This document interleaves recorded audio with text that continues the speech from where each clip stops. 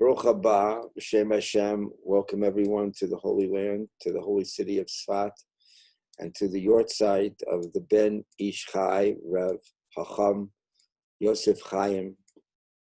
And tonight's presentation and involvement has been a series of lectures that I've given over the past year on the way that the Ben Ish Chai sees reality based on the Arizal.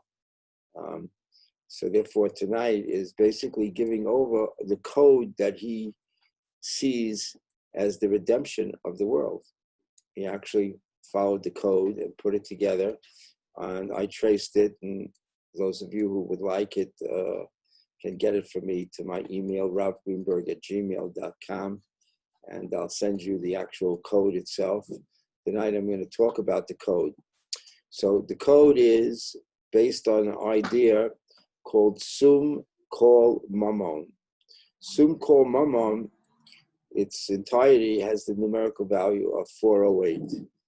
Why 408? Because the goal in reverse engineering is to take out the finality which is holding in place the system of reality that exists. So the system of reality is based on Dar.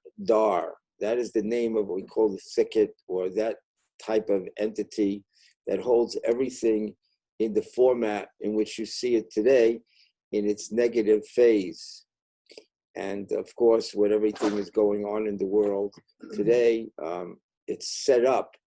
Moshe Chaim Luzzatto said clearly that the only way that the redemption could really happen is to allow evil to have its full destiny, to fully come to the surface. And at that point, when it has its freedom completely, and then we're able to inject into it a particular code and change it and go back to our true way of being in the highest worlds, and combine everything into the way that HaKadosh Baruch Hu designed it. So therefore, Tsum Kol Mamon, Tzaddik, which is the numerical value 90, Vav, which is 6, Mem, Sofid, 40. So these three numbers together, they add up to 136. Kol, Kuf, Vav, Lamed, also 136.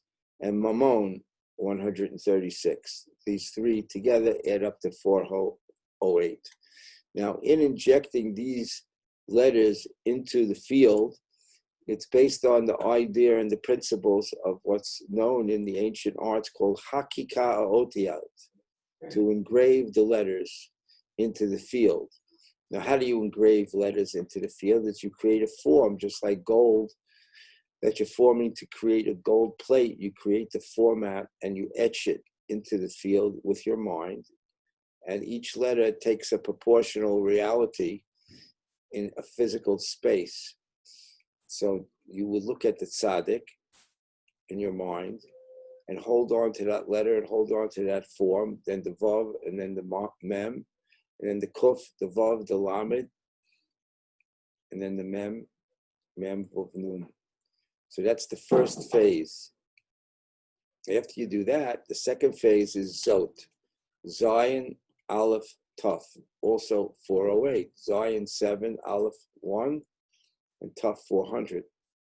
Now, each one of these concepts is a tabular relationship, like windows on the computer. Is when you open up one window, then the second window will be ready to open up, and you need to put the code in. In this case, the code is 408, but with specific letters and numbers in its orientation in order to achieve the final goal, as you'll see. So after Zot, which represents Zot HaTorah, meaning the Torah of the time, which will remove this entity. The next system, also 408, is Hodu Ladonai Ki Tov Ki Le'olam Hasdo, also 408. I'm not going to go into the numbers with you now. It's a little tedious and time-consuming, but I assure you each one adds up to 408. I have the system in place for those who desire it. The next system, of course, is Meshichim, the word for Messiah in plural.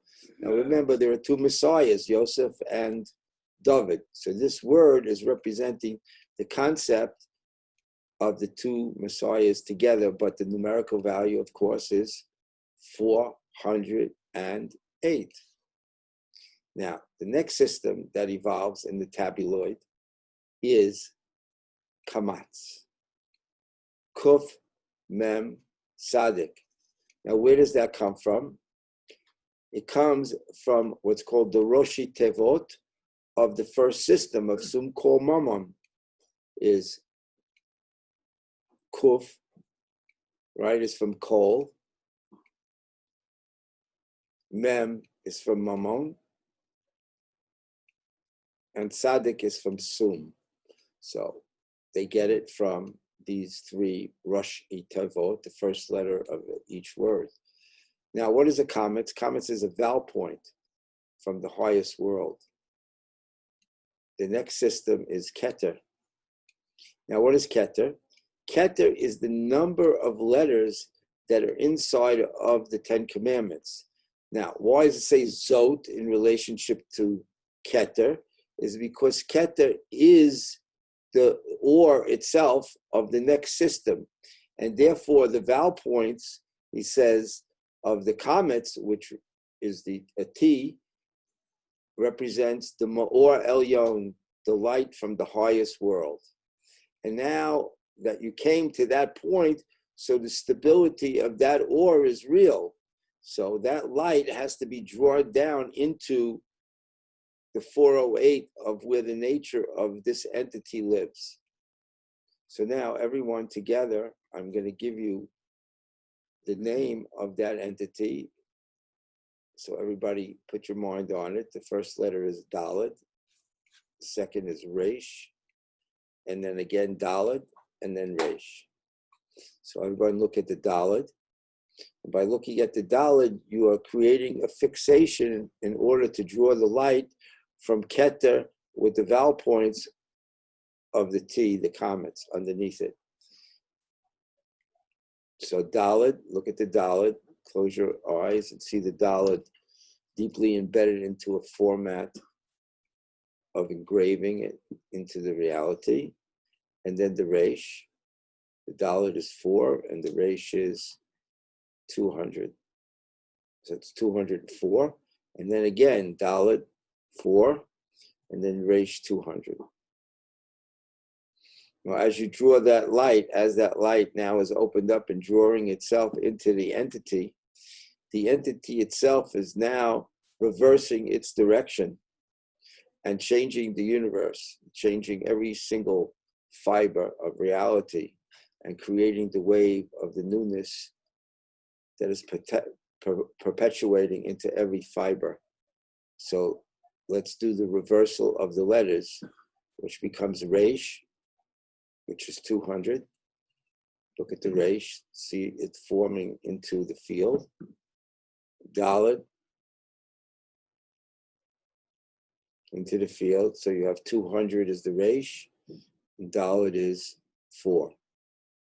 And then we do it again. Look at the Resh, really carve it in and feel its reality into the field. Resh, 200, and Dalet, 4. Close your eyes deeply and go into the field itself and feel the vibration of the reversal of the Dar to Resh Dalet, Resh Dalet.